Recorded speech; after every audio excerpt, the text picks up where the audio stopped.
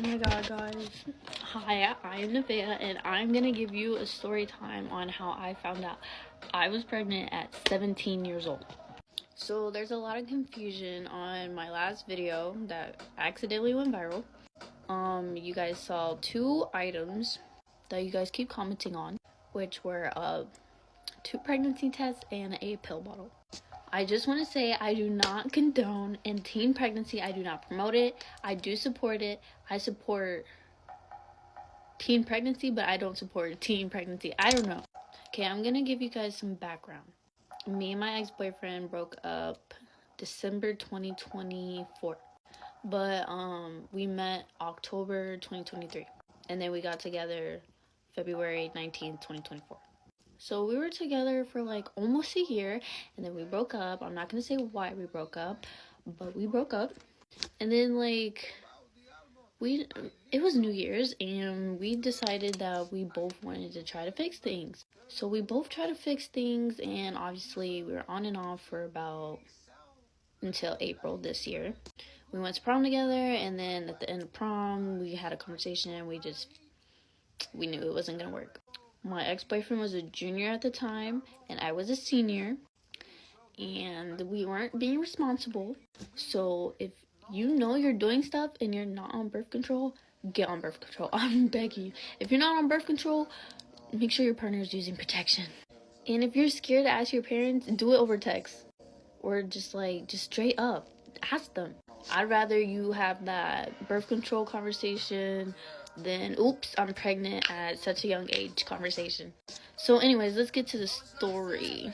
Okay, so me and my ex-boyfriend broke up in December, and I was already late on my period, but I don't know. We were so delusional, we were telling each other, oh, you're fine, knowing damn well I never missed a period and I was always on time. I was just telling myself, gaslighting myself, girl, you're fine, you're a little late. And when I say a little late, I was 3 weeks late. So me and him had a pregnancy scare before in December 2023. So we bought a pregnancy test, and it came with 2, and I only used 1, and it was negative back in 2023. So this whole time I had an extra pregnancy test in my closet. It is Christmas Eve 2024, and we're having an argument, and because we're obviously broken up, and we're toxic. Oh my god. And I knew I was late. Something in that morning told me to go in my closet and get the pregnancy test, go to the bathroom, and take it. I took it. I can you not, it felt like a movie. I pulled it out. Yeah, okay, this is the one.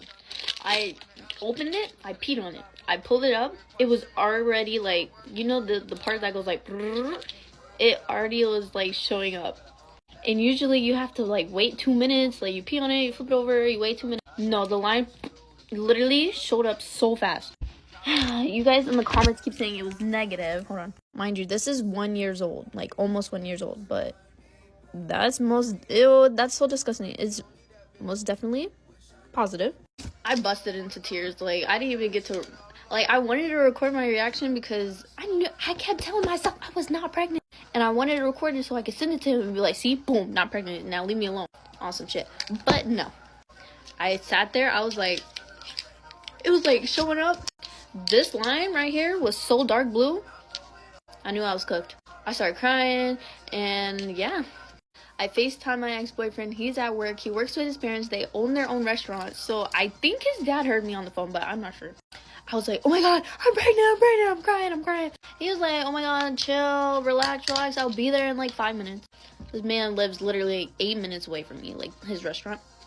So I couldn't wait that long. I was crying, so I barged my mom's door open. I went in there, she was streaming. My mom streams and she plays games. So I literally started screaming, I'm pregnant, while she was streaming on Twitch. So yeah, she was just she took her headphones off. She was go, get out. She was mad. I could tell she was mad because she doesn't ever yell at me. So that made me freak out even more. So I went back to my room and I was still crying. I was bro, what am I gonna do? So I went in my older sister's room and she was on FaceTime. And I told her I was pregnant. She was oh my god. And she was literally just staring at me, didn't say anything. So I left her room. I went back to my room and started crying. Then I heard the doorbell ring, so I knew my ex-boyfriend was here. So I opened the door, I shoved the test in his hand, and I went to my room.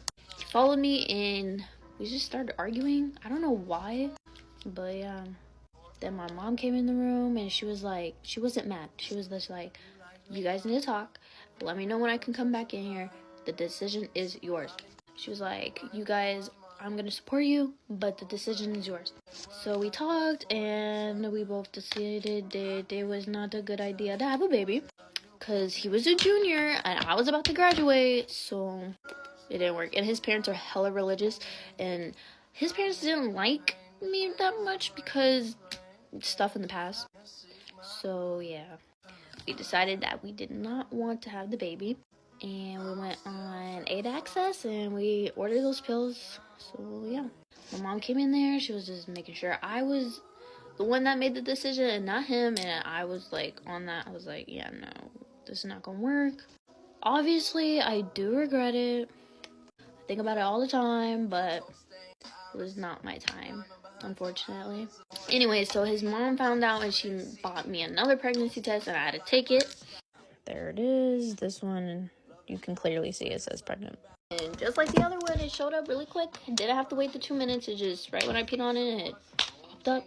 So yeah, me and his mom had a conversation.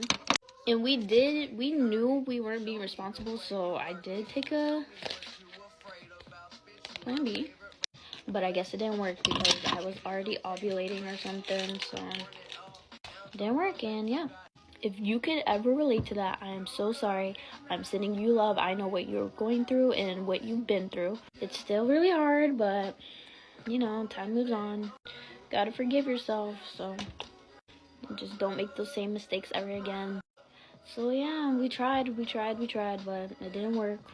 If you guys need some information about how to get the pills, where to get the pills, and all that, I will make another video, or you could just DM me and I'll answer.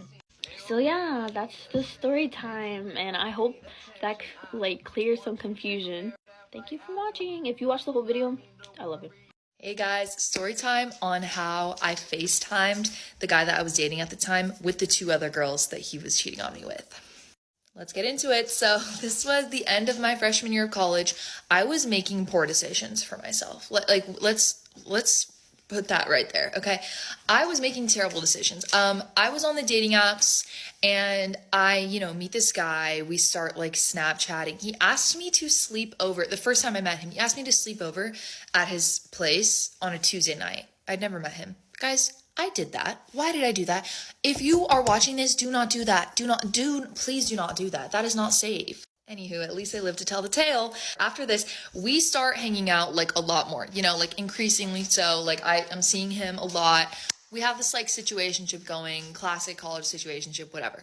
So I asked him to my sorority formal. It was my very first one, and I was super excited. I'm like, who else would I ask? I know I'm not dating this man. I don't know him that well, but I'm gonna ask him. Also, wait, I should have mentioned that, he was telling me how much he liked me all the time. He was really, love bombing me. He was like, I like you so much. We have something so good. I deleted all the dating apps. I'm not even on the apps anymore. The works. He was doing all that. So when I asked him to my sorority formal, I'm thinking, he's going to want to. He's going to be like, hell yeah. He was weirdly hesitant about it. And I was like, okay, no pressure. You don't have to come. But then he started getting super excited about it. He started calling me all the time. And then we were getting closer and whatever. So yeah, this is key to the story. The night of the formal, he meets me at my dorm, right? We're going to meet in my dorm and pregame, me and my roommate who were in the same sorority, her date was coming. We were going to pregame a little bit, whatever. And then get on the bus. You get on a bus to go to these things. So after we're at my dorm room, we walk to go get on the bus. We get on the bus and he knows this girl in my sorority. And I'm like, that's really random. How do you know her? She said hi to him. He would not tell me how he knew her. He was so weird about it. The night is fine. We go back to my dorm. And also he had this clothing line that he was starting. And he's like, I'm a graphic designer. And I was a graphic design major for the first 2 years of college. So I was like, oh my God, it's meant to be. Oh my God. And he gave me a sweatshirt that he designed. And I was like, hell yeah, free sweatshirt. Okay. So then, I think it was a couple weekends later, the Sunday, I get a message from my friend. She's like, hey, was this your date at formal? And alas, it's a screenshot of them talking on Bumble. And I'm like, oh, that's funny. So like in her defense, okay, so she met him very briefly at formal. She was in my sorority. She met him. It was dark. She like sees him on Bumble and she didn't even realize it was him, right? Like I totally do not think anything of that. So then immediately when she realized, she texted me and she's like, what the hell? And I'm pissed. I'm so pissed, obviously. I like text him. I'm like, you need to call me, blah, blah, blah. And he's like, why? I'm not going to call you unless you tell me why. And like all this weird stuff. He was so strange. So then I FaceTime him. I confront him about this, obviously. I'm like, what the actual hell? This is literally my friend. And like, you told me XYZ. You told me you wanted to date me, all this stuff. He proceeds to gaslight me for 45 minutes on this FaceTime call. 45 minutes on this FaceTime call. Being like, I never said that. What are you talking about? Like, textbook gaslighting. I have never been gaslit like that before.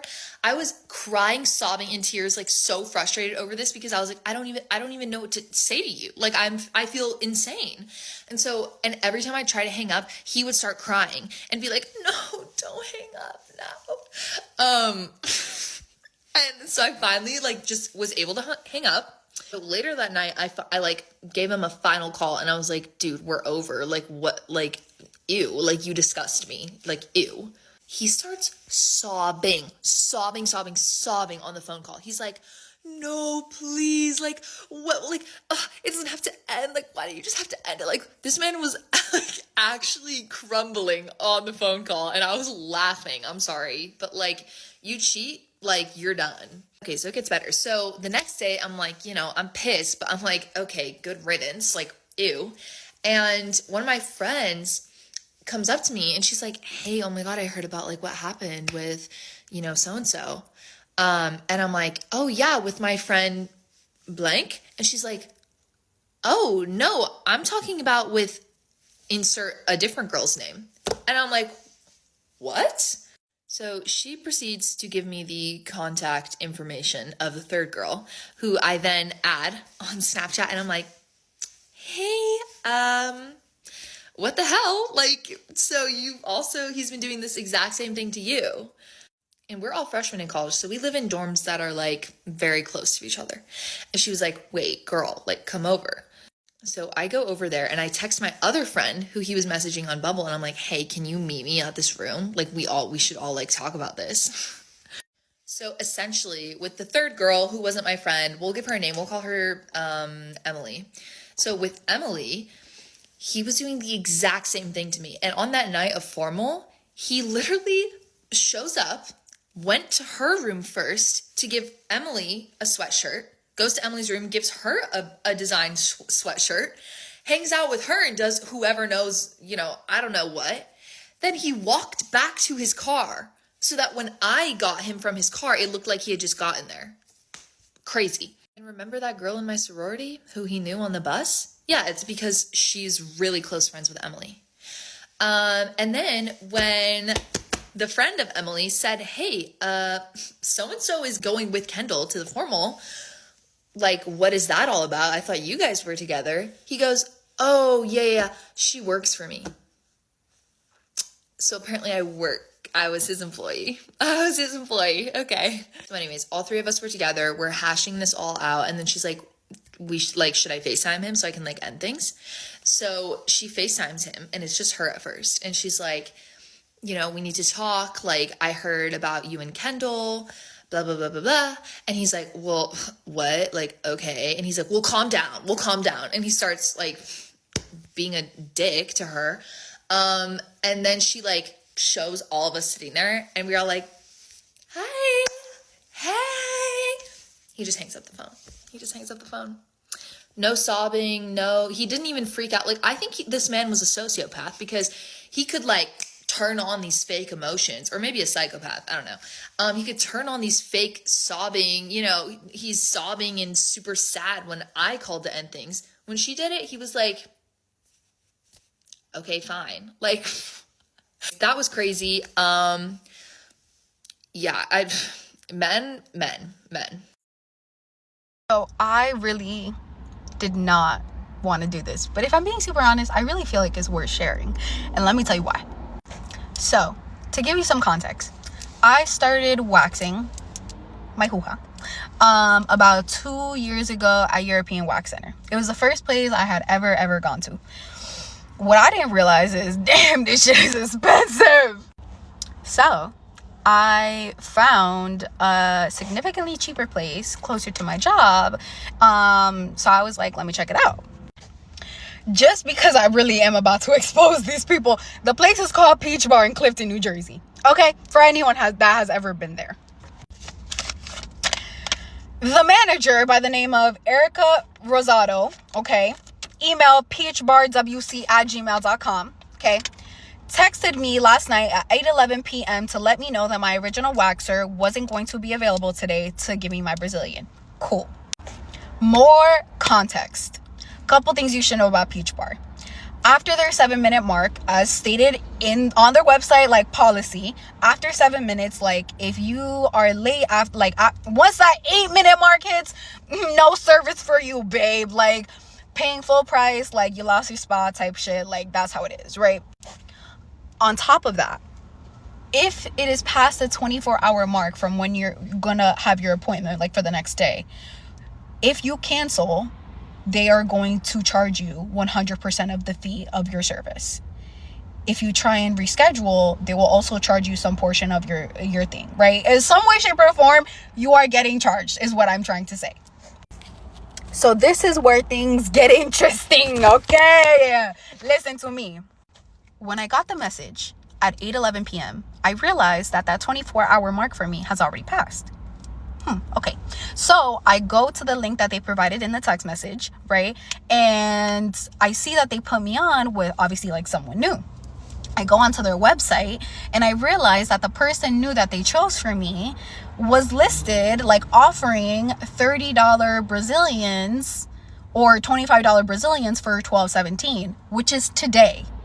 Cool. All right.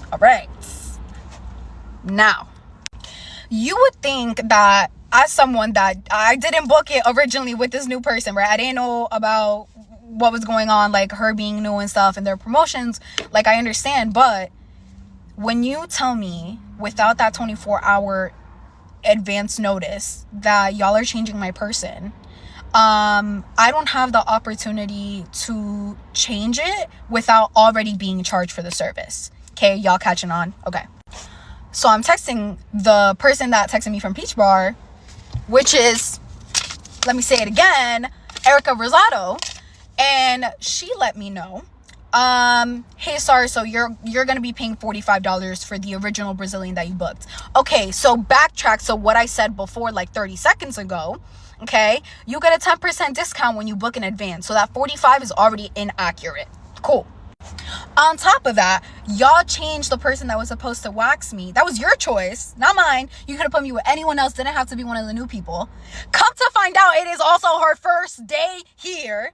I don't care if she's been, listen, my service was wonderful with her. I have nothing bad to say about her. It was perfect. She was very, very kind. But at the end of the day, if you're gonna market something on your website, honor it. So I came to my appointment maybe like 25 minutes earlier than expected, like when my time was, because I wanted to speak to management about potentially honoring the system because I wasn't going to pay $45. In that text message originally last night, she told me, sorry, there's nothing we can do. Like, we gave you notice when we got notice. Cool, that's not the problem. The problem is that you have it listed on the website as this much, but you're trying to charge me this much. Okay, cool. So then she's like, the best we could do is 35. Sorry, the last time I checked, that's really not the best you could do. Nah, that is not the best you could do. That is what you are choosing is the best to do, but it's not, right? Because at the end of the day, you listed on the website $25 Brazilians for this specific new person, okay?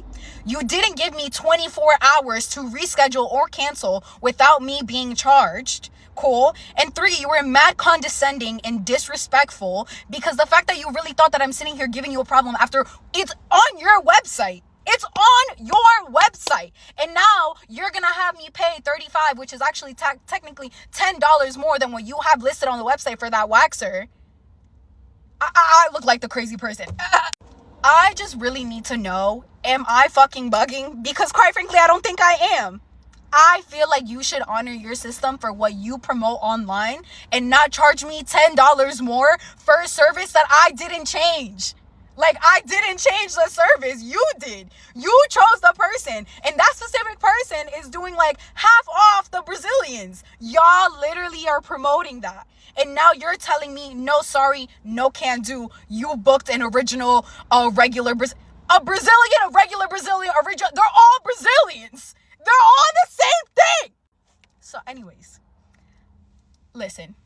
At the end of the day, a service is a service, and I'm very grateful for the experience that I've had with the waxers here. I appreciate the waxers here and their time and how they make me comfortable and how they make me feel safe, and that is not the issue whatsoever. My problem is when management, because how fucking rude. Also,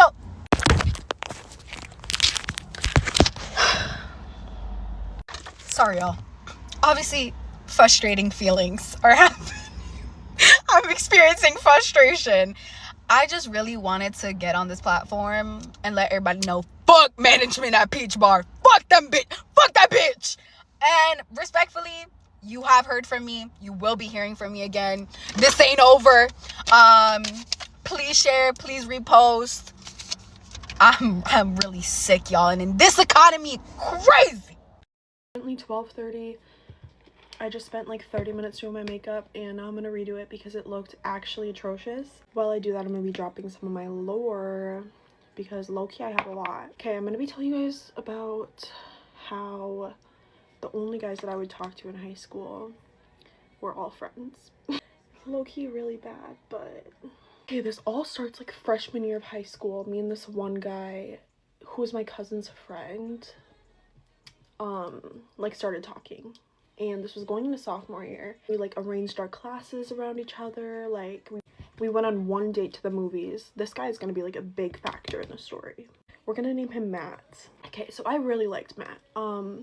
We went on, I think, one date to the movies sophomore year. Long story short, I ended up ghosting him for this new kid at my school, which he's the only kid that actually wasn't in this friend group. Me and that kid dated for like a few months and then he cheated on me. So fast forward, I ended up talking to that kid again, Matt, after me and this other kid got out of a relationship. And I think he asked me to go on a date, like a real date, and I said no. I got into a relationship junior year. I don't know when it was, low-key, but I got into a relationship. He was actually from a different school. I was a really bad girlfriend, so if you're seeing this, I'm really sorry. I was like, you know those videos where they're like, day in the life with a girlfriend from hell? That was me. So basically, I'm dating this kid. We're gonna call him Lance. I'm dating Lance, and I like Matt. I like Matt while I'm dating Lance, which is really fucked up, I know. Me and Lance our relationship wasn't very good.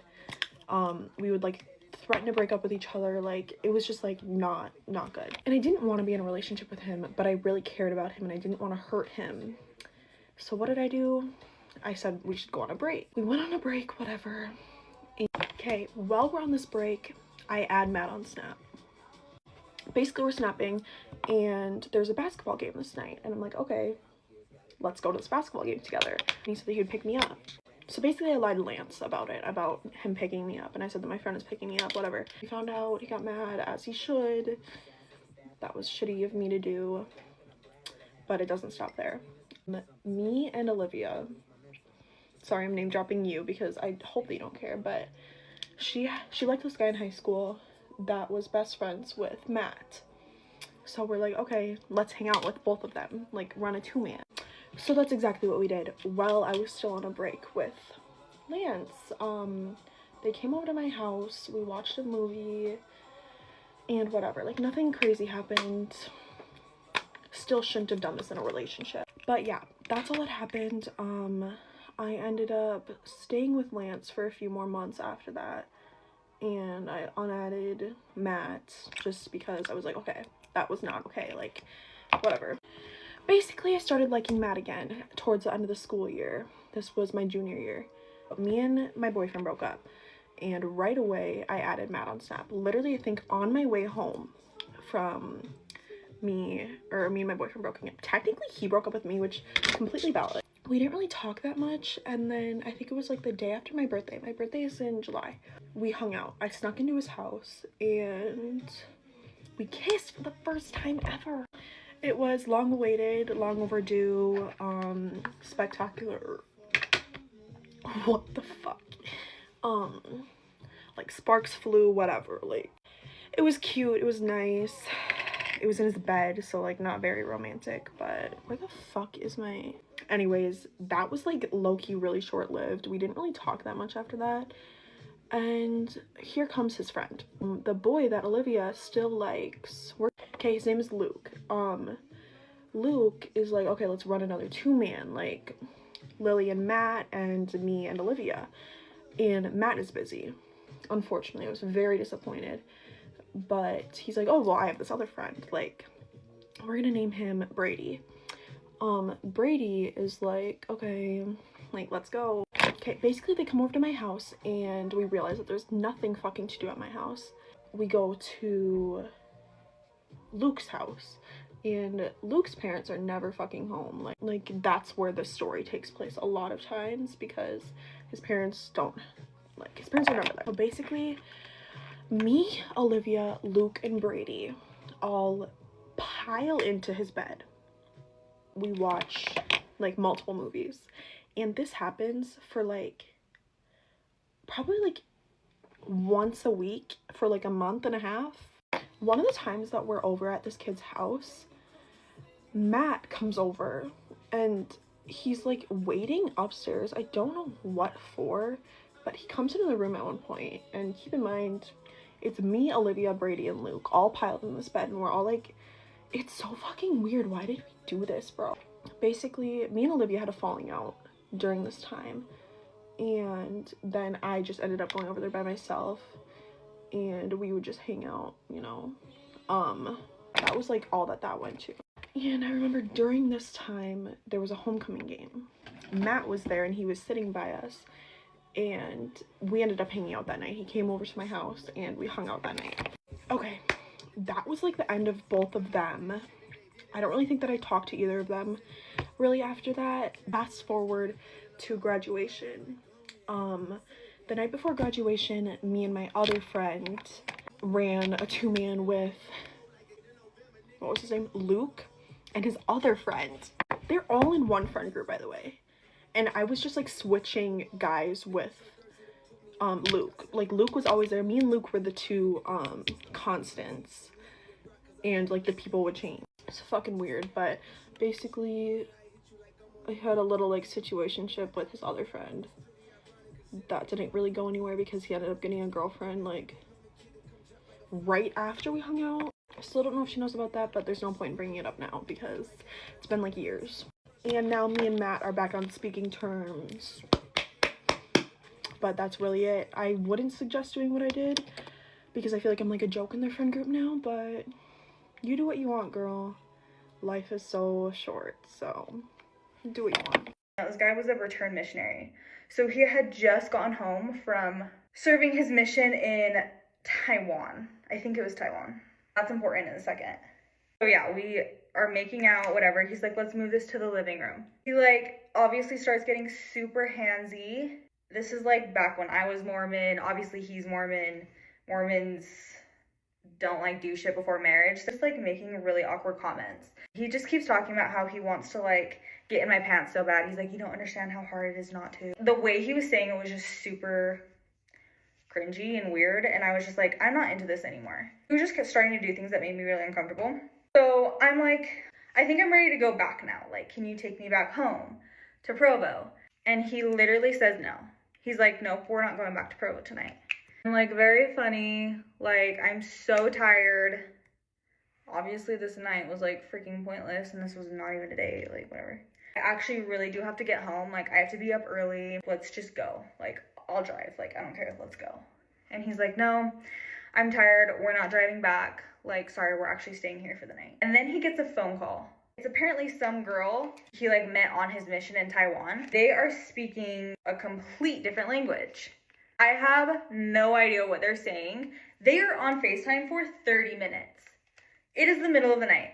And I'm like, what could he possibly be talking to this girl about? On a date? First of all, rude that you're FaceTiming another girl on our date. But like also, what could this possibly be about? After 30 minutes of him being on FaceTime, I'm like pissed at this point. Like, for real, wrap up the games. We're done here. We're going home. He looks at me.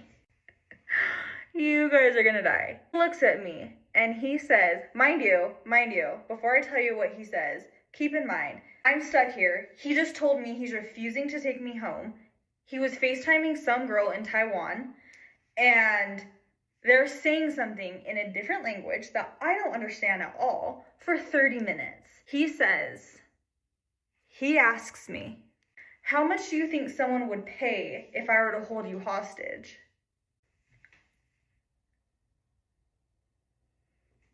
What? Yeah, he asked me how much I think someone would pay for me if he were to hold me hostage. Do I answer his question? No, I don't even answer his question because how do you answer that?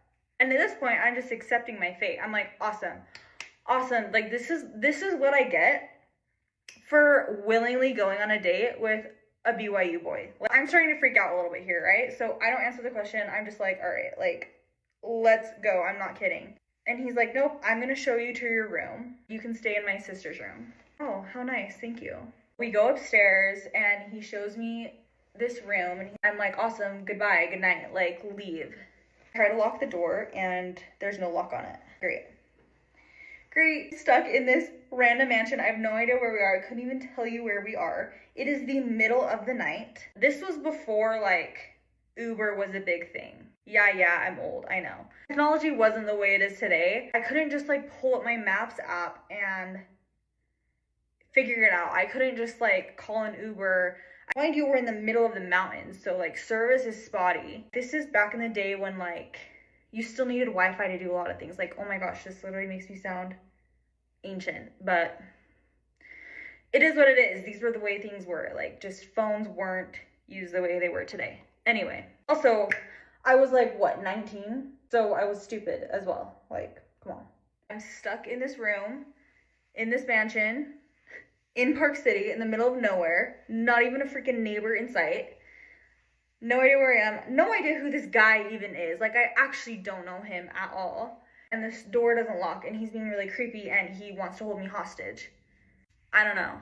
I climb in the bed, and I'm just, like, laying there. I prepare myself for whatever's gonna happen. He will come in, like, every few minutes and just try to make out with me and touch me, and I'll, like, push him off. And he, like, comes back with a t-shirt one of the times. Like, let me help you change into this. And I'm like, nope, get out and leave me alone. I'm, like, calling my roommate at this time, like, texting her, calling her, trying to text and call anyone I can really think of without, like, freaking them out. And looking back and being at the point I am in my life today, I would have done so many things different, called the cops, told my parents for sure. Like, I was so scared of my parents at this point. I sound like an idiot in this story, and I full on was. Like, I was a child. Like, everyone in Utah grows up so sheltered too.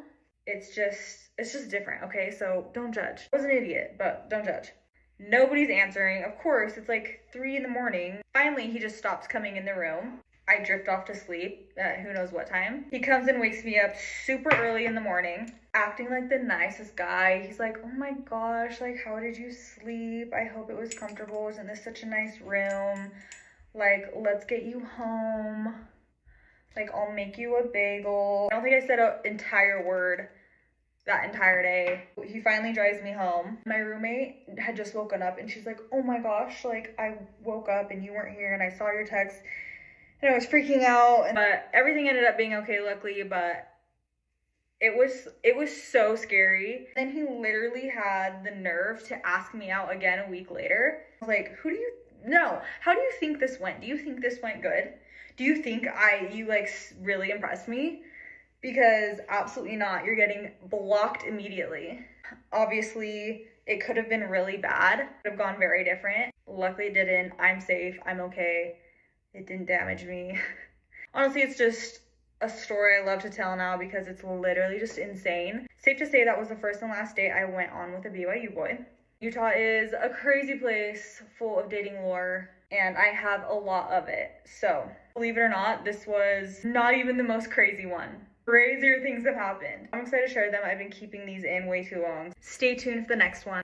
So my husband, he took his life August of 2024. And yes, it was the day after I asked him for a separation, but it is so much deeper than that. And so I wanted to take a second to share a little bit of his story, which I've hesitated to do because he's not here to advocate for himself. It just hasn't felt like my story to be able to tell. But I also don't want his death to be in vain. And I think raising awareness is one of the most powerful things that we can do. My husband was 20 years older than me. He was 50 years old when he passed away in 2024. He grew up with a pretty rough childhood. He grew up in the foster care system. As being respectful as possible towards him and his past, he grew up experiencing several forms of abuse. Physical, from the age of 2 all the way to 17. He, a lot of the time, was fending for himself and had to look out for Abraham. He was popular in school. When he was in high school, he didn't want anybody to think less of him, right? He didn't want to be the foster kid. So he dressed cool. You know, he was in school in the 80s. And so he'd have his jean jacket. He was super tan. He was a ladies' man. He was pretty popular from what I understood. And his senior year of high school, he got his girlfriend pregnant and they got married. He went on to have a family. He had 3 kids with her. And I think they were married for 13 years or so, maybe 10. I can't remember exactly how long before they got divorced. My husband worked very hard in healthcare for a long time. I can't remember what exact position he was, whether it was maintenance or whatnot at the hospital, but he worked that for a really long time. Then he worked in powder coating, and then he went on to own his own businesses and became very successful. Actually, he had a lighting company that led to a construction company, a shipping company. When I met him, he had several different companies that he was running, and he was doing really, really good at it. My husband's way of dealing with his trauma and the things that he went through was acting as though it did not happen. My husband did not believe in therapy. He didn't believe in talking about your feelings. And he was really good at keeping things shoved down. The thing was with him is if you got him mad, like you done fucked up. You had gotten to a point where, cause he didn't get mad, right? He didn't blow up very easily from what I saw when I first met him. So if you got him mad, that was on you. He was so strong. He was so active. Him and I would go on hikes and he would literally run up the hill. He would get like a quarter mile ahead of me, maybe not that far, and then he'd run back and he'd give me a kiss on the head and then run back up again. And he just went and went and went and went. I met him when I was 19 and he was 39. I worked at Wells Fargo. I was a teller, and he owned several successful businesses at the time. We got pregnant. We had our baby. His businesses started kind of going downhill. I was none the wiser. And in 2016, his business partner took all of their money and left, and everything was personally secured by my husband's name. And so my husband had to file bankruptcy. It was devastating for him. I watched him crumble in a way that, but we were in it together. I was there for him, and we figured out a way to get through it. And the following year because we weren't married at the time. So the following year I bought a house and we moved in together for the first time. He tried to open up another company. He opened up a shipping company, which with another business partner that things didn't go super well with. This business partner was taking the company trucks and driving drunk, and ruining a lot of the relationships that they had. And at the same time, I was in the middle of transitioning jobs and I got offered a management position at my job. And so we made the decision together for him to come home and be a stay-at-home dad, and I would continue to work.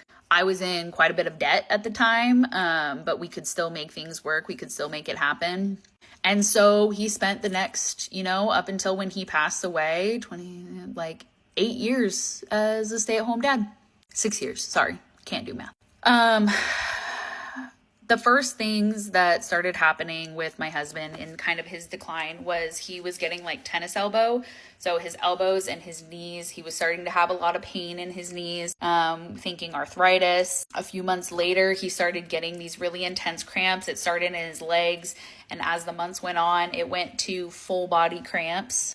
He was getting really angry really easily, which he wasn't sleeping, he wasn't eating, he was having a hard time eating, he was having a really hard time with things to eat. He didn't have a gallbladder, and so anything he ate, a lot of this stuff was making him sick.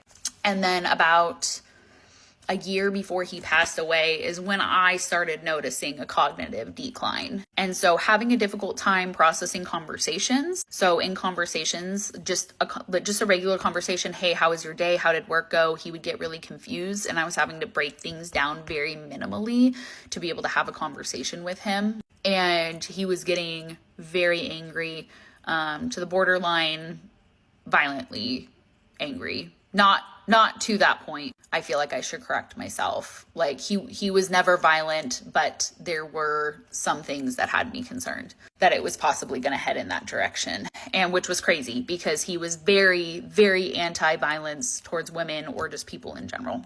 Things were starting to get really disorganized. Our shop was just filling up. It was like floor to ceiling and just pathways in the shop. Our garden was starting to get really overgrown, and I would try to talk to him about these things and suggest therapy and suggest, like, hey, why don't, what about therapy? And he's like, there's nothing wrong with me, which I understand that because we were at the same time trying to go to doctor after doctor after doctor, and we just kept getting met with just brushing him off. And so he's like, no, something physical is wrong, which was true. There was something physically wrong. There was in terms of cognitively, something physically was going on with his brain and his body. And we were getting all sorts of tests run. We were going to all sorts of different doctor's appointments. Oh, this is really hard, you guys.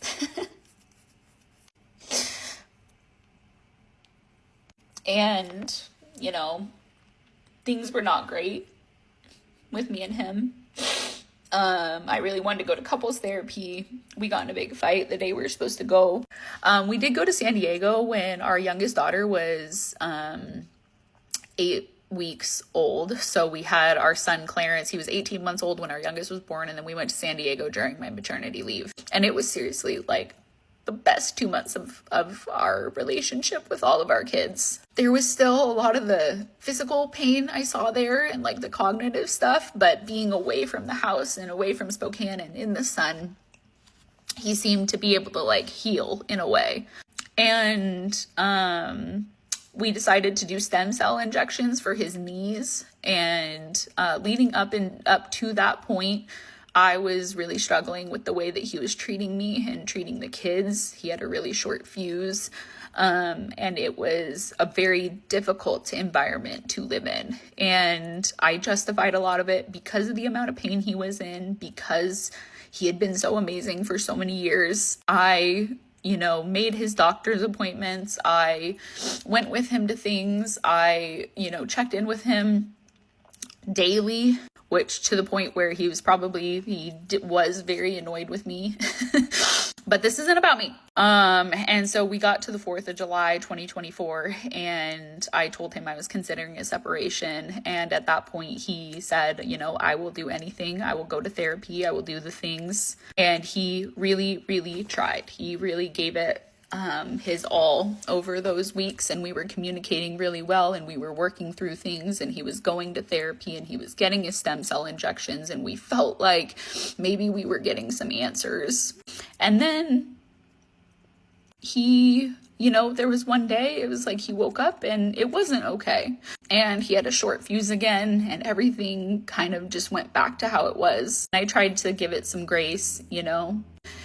He went on a trip with our daughter to Philadelphia for a Melanie Martinez concert.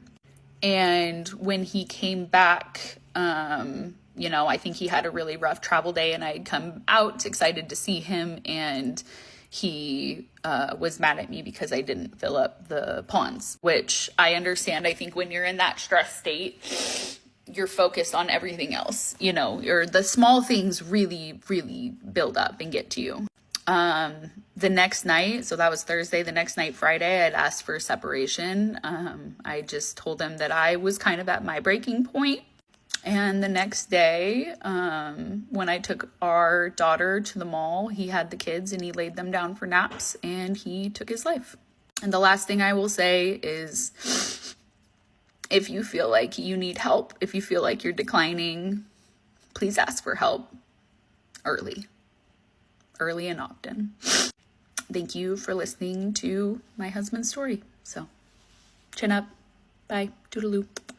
So I've thought long and hard about this before I made this video for all of you to see.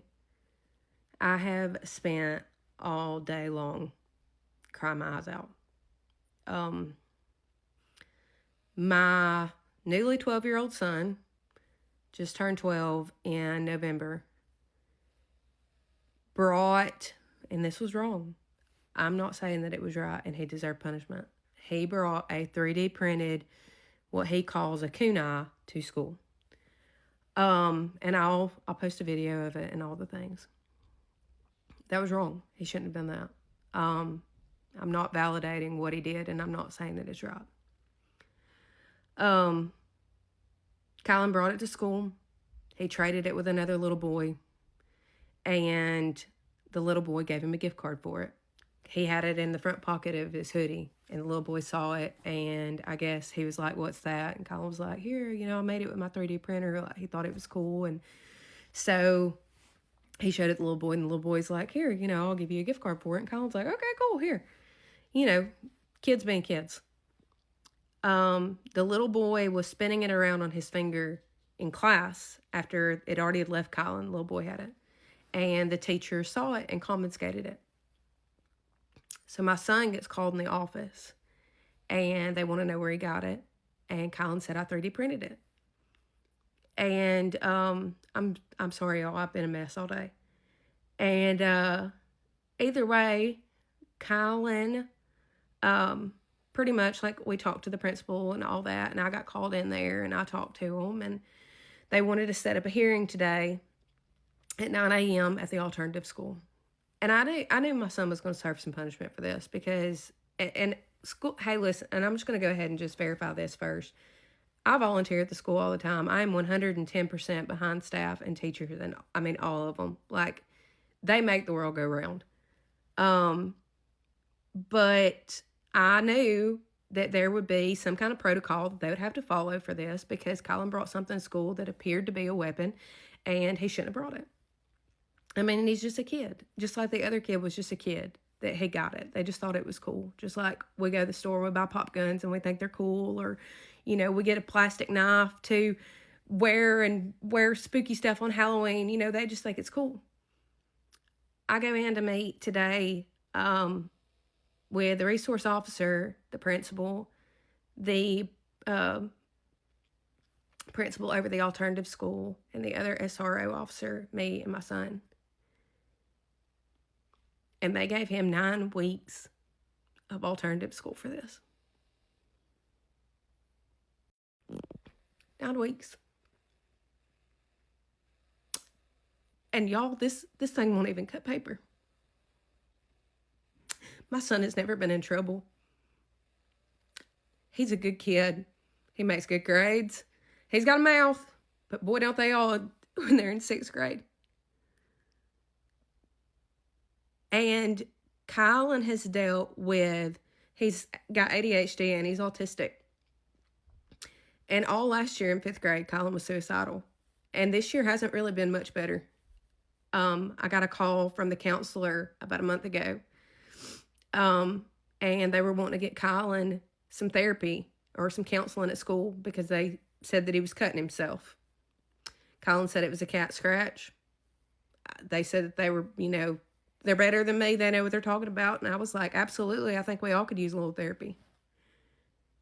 We haven't went to one counseling session yet. Kylan hadn't even been in the counselor since. And now they want to go put my kid in alternative school with a bunch of bad kids. And now he's going to be labeled as a bad kid. This is going on his DMV.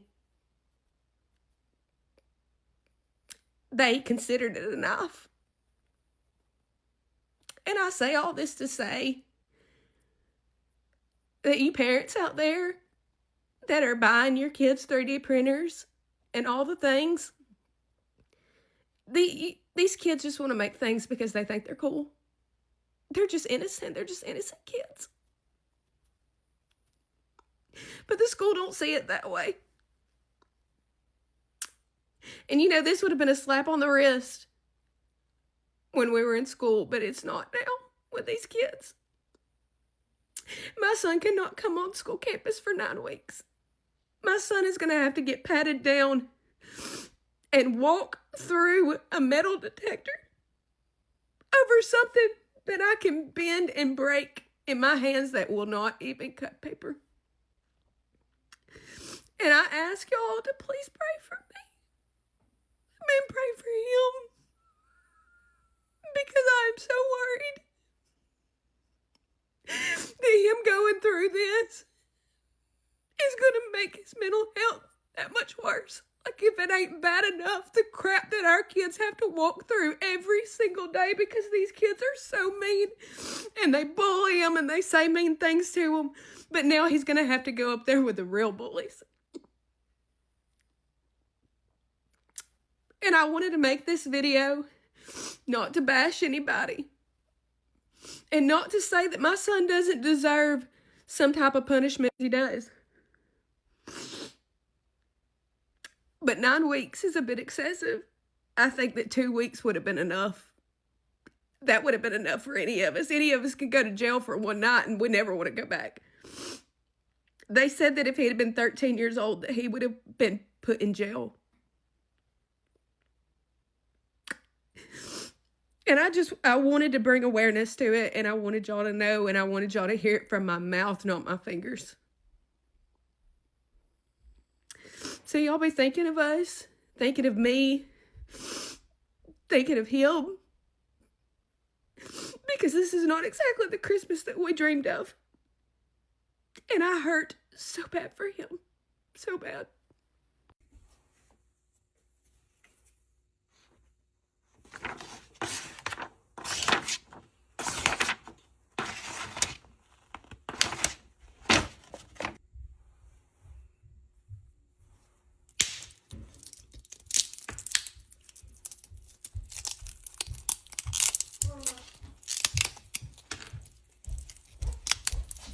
So,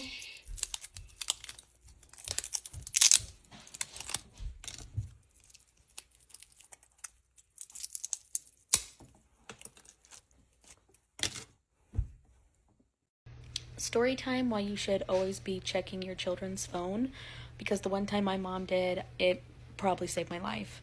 I was 13, I had just got my very first phone and more access to the internet, and I secretly made up my yearbook account. For those that don't know what that is, it was Facebook, like before Facebook. I made it in secret. I ended up finding this guy on there, and his username was Rey Mysterio, and I was like really into WWE Monday Night Raw, all that stuff. So I was like, wow, your username is so cool. We ended up talking, and it was innocent at first, and then it like turned sour very quickly, where he was saying like, if you don't do like XYZ, then I'm gonna myself and it'll be your fault, and you can't tell anyone because I know police officers and I know like powerful people, and I could have your parents arrested or they could lose their jobs over this, so you have to just do what I say. You can't say anything. And I was terrified.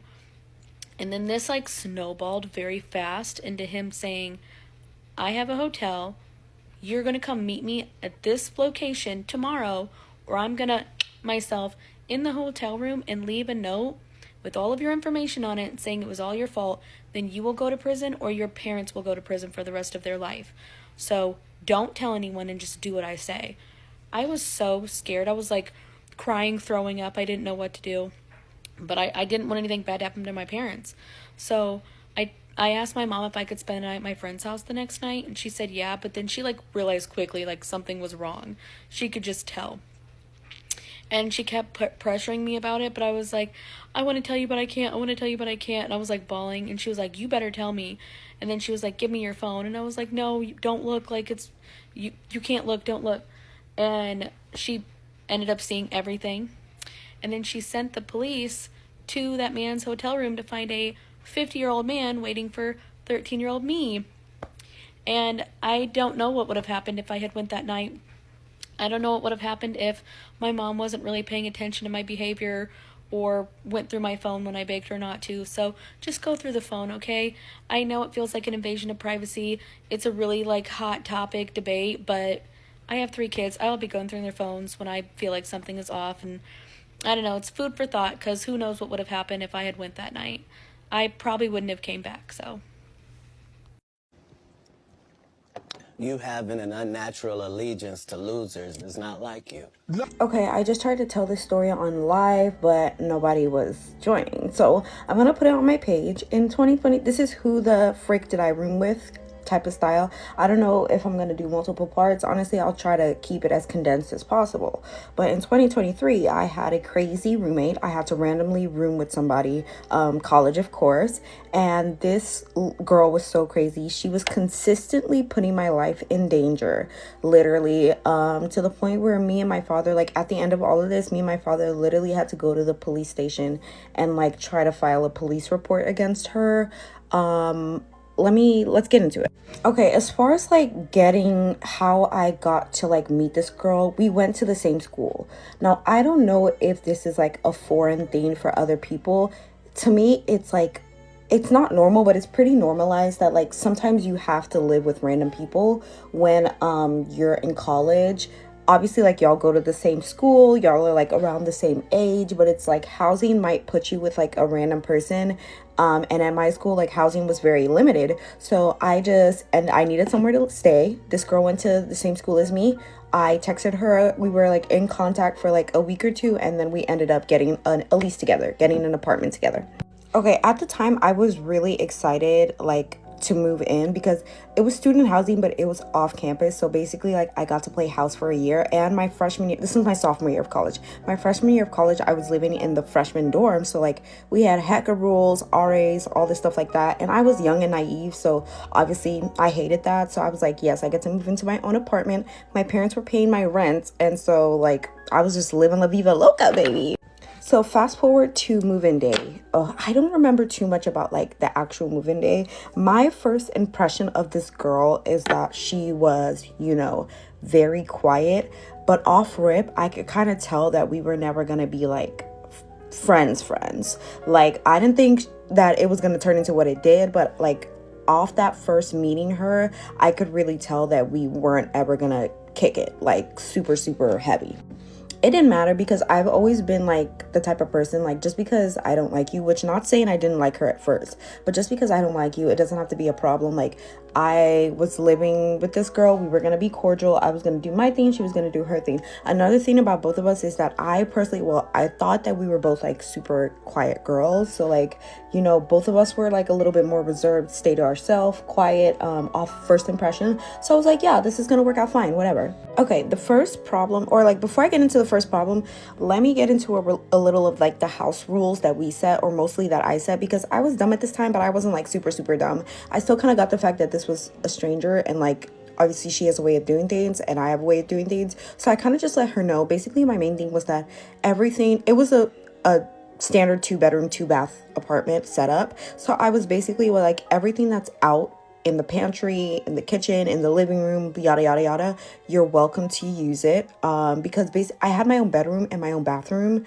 So like anything that I wanted to keep personal to myself, I just planned on keeping it in my room. But I was like, yeah, if I get groceries or like little snacks or whatever, you know, you're welcome to use it. The stuff in the freezer is mine, because I had my own mini fridge that I was like gonna keep my personal stuff in, but like the stuff in the freezer is off limits, and everything else you're welcome to use, because otherwise it would be my room. Oh, my one other ground rule, which I think is like pretty standard for most people, especially women living together, is that if you're gonna bring anybody in, let me know first. As soon as you know, like let me know, just give me a heads up, like Obviously, I'm not going to say yes or no, like, you can't bring this person. I would just like to know who's coming in and out of my house. Thank you. Anyway, the first real problem that we had, which, like, looking back on this, like, oh my gosh, I was so stupid. Our, like, first month paying rent, right? Because I think we moved in, like, the middle of the other month. So, like, in the middle of September or August. So we had to pay, like, half. But, like, our first real full month paying rent, she was short. So basically how you were able to pay rent is that there's a portal, like, you would see the whole number divided by 2. I'd pay my half, she'd pay her half. You didn't have to, like, you could do it, separately, right? So I'm basically texting her like, okay, I think we had until the 3rd or something. I was like, it's the 1st, let's go and pay our little rent or whatever.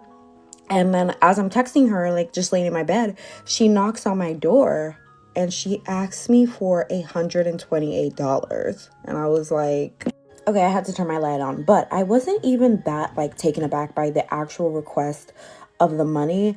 I kind of was really pissed at the timing because I'm like, girl, like, the clock strikes 12, like, it's due today. And I'm a very, like, meticulous, calculated person when it comes to that type of stuff. Like, this is where we're living, you know what I mean? Like, did you just find out you didn't have the money today? Like, what's going on? I was pissed about that. So at this time, like I said, I was very non-confrontational, shy, timid. So basically, I kind of just said it in a way of, like, I was like asking her, like, like, what's going on? I was just asking follow-up questions, and I think she kind of got the vibe like, oh, she's not, I'm not gonna get this money from her as easily as I thought. So she kind of just, like, left it at that and came up with the money on her own, and we paid, the first month's rent on time. Now, what I regret about this situation is that, or that specific situation, is that I didn't tell my parents about that. And I feel like if I told my parents about that, they would have been like, oh, hell no, like, I feel like they would have made me move out based off of that situation, literally, like, knowing my mom and my dad. So yeah, I didn't tell my parents about that, and we kind of just, like, went on about our day. Now, I will say, now, with hindsight, knowing what I know now, I would have never told this girl that my parents were paying my rent and sending me money for groceries every month, because I feel like she started, like, pocket watching me real hard, and that's why she was so comfortable asking me for money. Because we were both working at this time, technically, right? I did hair. I started doing hair, in college, just, like, as a little side hustle. And because, my parents were generous enough to take care of everything else for me, my money was my money. I was using it on stuff that a 19-year-old would use money for. Like, I was door dashing, getting Ubers, going out sometimes, like, you know what I mean? Now, because of this, I feel like old girl started pocket watching me heavy. And when I say heavy, I mean heavy. And the reason that she was also able to do this is because I was so nice to her. I would invite her out all the time, like, pay for her half. Every time that I would take, like, an Uber to campus, I would let her know, hey, I'm leaving at this time. Like, I'm taking an Uber. Like, if you don't want to walk to campus, like, you can hop in the Uber with me. All the groceries, like 90% of the groceries that I got were for both of us, literally. I only kept, like, a little bit of stuff to myself. And like I said, I would put that in my room. And then also I would sometimes pay, like, her half a utility as well, personally. Basically, the reason that I bring this up is that I think this girl started assuming that I was stupid and that she could get one over on me because she was taking these things for granted. And the way that I know that is that she ends up asking me for thousands of dollars. But we're going to get into that in a different part because I can tell I'm going to have to make multiple parts. What I will get into in the next part is the fact that she kept on bringing random men into the house, and not just random to me, they were random to her as well, babe. And I would walk in and there would be, like, 4 random men in my living room. Yeah, part 2. Damn, what is that, bro? What everyone's been waiting for, story time of who the F did I almost marry.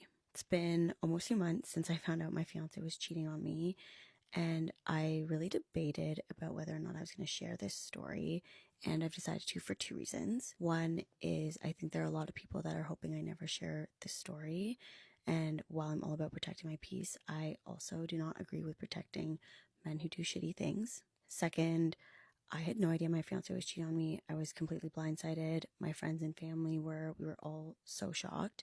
There weren't any of the obvious signs that he was cheating. In hindsight, and as I heal and process, there were signs that he was, not who he portrayed himself to be. And I think that's a lot more common than we think, that, you know, a guy can be really nice, but he is not good. And hopefully by sharing my story can help someone identify those flags sooner than later. Bear with me because this is probably going to be a long series, and I am going to start from the beginning just so you guys have a bit of context into what my relationship was like before everything happened. I met my now ex-fiance in the summer of 2023. We matched on Bumble and we talked for a couple weeks, I want to say, before we set up a date. I was the one who picked the restaurant and then he made the reservation. We ended up meeting at Aloe Bar, which was just around the corner from where I worked. I remember I almost canceled because I had had a bad date a couple weeks before and I was like ready to give up on dating, but I again was just like at a point where I was like, okay, I really want to give dating a shot. So I went. The date itself was honestly one of the best dates I've been on. Everything flowed so naturally. I just remember he just felt so magnetic. Like I wanted to be around him. I really liked his energy. It just felt so natural. And I remember texting my friends after the date being like, oh, I'm in trouble. I think I really like this guy. Obviously a bit of foreshadowing there. And he had texted me while I was on the train back home. And I remember I was just giddy because, it was nice to know that he also wanted to see me again. After that first date, we were seeing each other once or twice every week in the weeks following. And I had stopped actively looking on the apps or trying to make new connections. It wasn't I was trying to put all my eggs in one basket, but I just didn't have the mental capacity to be talking to multiple people, and we didn't really have the conversation about if we were only seeing each other. But by August we had gone to a concert together, and he had introduced me to some of his friends who were also going to the concert. So I was kind of under the assumption that I was probably the only girl he was seeing. And then by September he had asked me to be his girlfriend. Okay, I'm going to pause there and go to part 2.